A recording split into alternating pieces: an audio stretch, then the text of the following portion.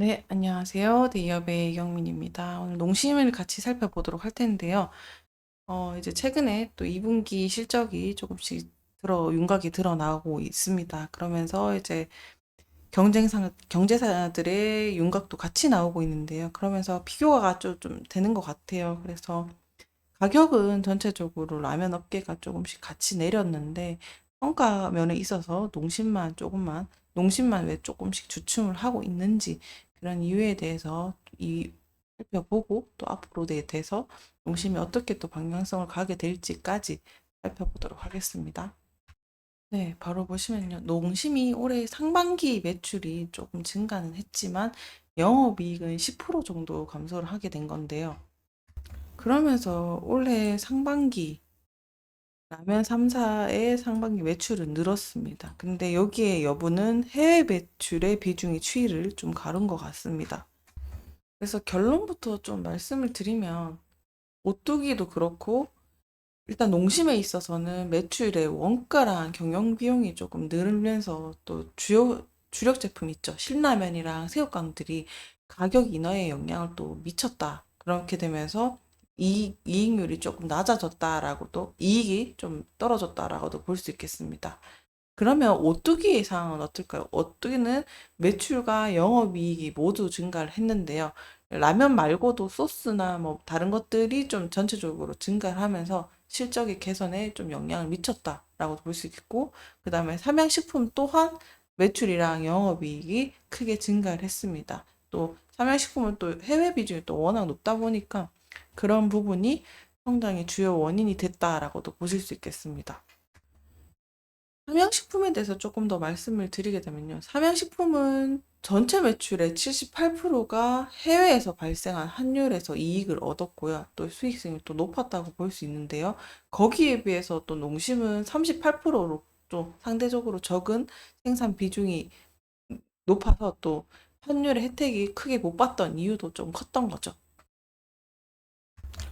더불어서 작년 7월에 라면 3사, 이 3대장이 제품 가격을 일부를 좀 내렸습니다. 그렇게 되면서 농심은 주력 제품인 신라면이랑 새우깡 가격을 또 인하를 해서 거기에 큰 타격을 받게 됐고요. 근데 삼양식품은 불닭볶음면 대표 제품을 가격을 내리지 않아서 수익성 타격을 조금 덜 받았다고 볼 수 있습니다. 그리고 오뚜기는 대표 제품 진라면 가격을 또 내리지 않았습니다. 그래서 대표 제품을 가격을 내렸던 농심이 약간 영업이익에 있어서 약간 영향을 받았다라고도 볼 수 있는 전체적인 상황입니다. 그러면 보셔야 될 게, 제품 가격 인하로 인해서 그랬던 거는 일시적인 하락일 수도 있으나 결국에는 또 해외 수출 비중이 가져가야지 시장 파이를 가져갈 수 있는 건데, 또 거기에 또 비교군으로 잡을 수 있는 게 삼양식품이 되겠는데요. 아까도 말씀드렸다시피 삼양식품 전체 매출의 78%가 해외에서 발생을 했다고 말씀드렸는데요. 이게 또 삼양식품 같은 경우는 전년 대비해서 56%나 늘면서 영업이익이 거의 150% 가까이 증가를 했고, 그리고 포인트는 이걸 대부분 달러로 결제되면서 한 차익을 많이 받던 혜택이 컸던 것 같습니다. 그러면서 좀 좋은 혜택을 여러 가지를 동시에 받을 수 있게 됐다라고도 보실 수 있는 상황입니다. 그런데 이제 우리의 농심은 해외 매출 비중이 38% 정도 되니까 이건 이제 삼양식품에 비해서는 좀 훨씬 낮은 규모라고도 볼 수 있겠죠. 그리고 그래도 농심이 또 아무것도 안 하는 건 아닙니다. 지금 또 해외에서 신라면 같은 경우도 그렇고 또 실적을 계속 올리고 있는 상황인데, 삼양이랑 또 비교하게 되면 이 갭 차이가 너무 많이 나 버리는 건 좀 사실이긴 합니다. 상대적인 거니까요. 어쨌든 농심 자체도 미국이랑 중국에서 현지에 생산을 하고 있어서 한 차이 또 효과를 볼 수 있는데, 어쨌든 그런 비율적인 면에 있어서는 삼양에 비해서는 환차익 효과는 크게 보지 못했다는 거는 또 사실이기도 하겠죠. 또 더불어서 이번에 농심이 조금 주춤했던 요인 중에 하나는 또 내수 시장이 또 아까 말씀드렸던 것처럼 비용이 높다 보니까 아무래도 내수 시장도 판촉비 이런 것들의 요소가 많이 들어가겠죠. 그러면서 고정비나 판촉비 이런 것들이 조금 많이 소요된 부분이 좀 더 크다라고도 볼 수 있겠고요. 전체적으로 정리를 하면은 가격이 인해 영향도 있었고요. 한쪽비의 영향, 고정비의 영향이 조금 컸다. 그리고 또 세 번째는 해외 수출 부분에 있어서 삼양에 비해서는 매출, 해외 비중이 좀 적고, 그리고 한 차익의 혜택을 충분히 보지는 못했다. 이런 상황이 좀 맞물리게 되면서 영업이익이 조금 좀 떨어졌다, 좀 주춤했다라고도 보실 수 있겠습니다. 그래서 이러한 영향이 조금씩 이제 반영이 되면서 아무래도 큰 수익성에 대한 영향을 많이, 혜택을 많이 못 보다 보니까 이제 농심 주가 자체도 조금씩 빠지고 있는 모습의 형태를 조금 보실 수 있겠는데요.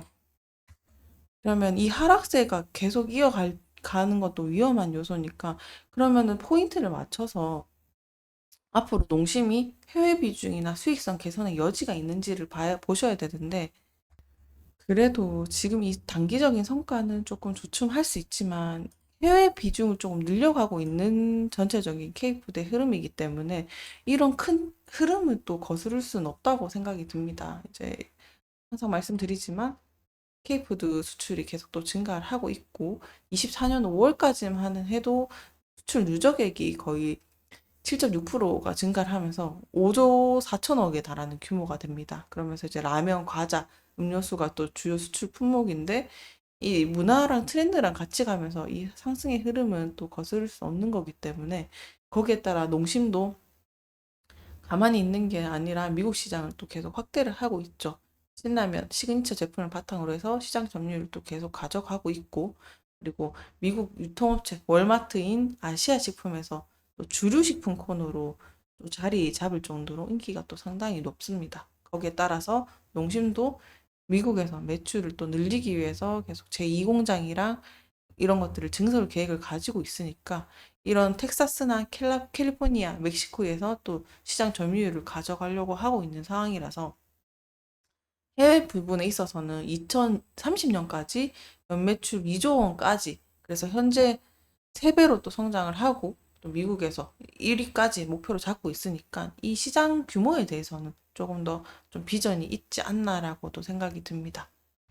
그래서 2분기에는 다소 농심이 또 같이 가격을 내렸지만 농심이 조춤했던 이유를 좀 살펴봤고, 근데 결국에는 여러 가지 요인이 있었지만, 삼양 같은 경우는 여러 가지 혜택을 다 모아오면서, 그러니까 뭐만 해도 잘 되는 그런 흐름을 탔다면, 농심은 뭘 해도 조금 어그러지는 느낌이 있었죠. 그래서 앞으로가 중요한데 농심을 지금 해외 매출 비중을 또 늘려가고 있으니까 어떻게 보면 이거는 좀 단기적인 현상일 수 있는 거고 그리고 가격 조정되는 부분 그다음에 해외 매출 비중이 계속 늘려나고 시그니처 제품이 항상 굳건히 있는 제품들이 속하니까 그런 것들을 초점을 맞춰서 같이 한번 살펴봐 주셨으면 좋겠습니다.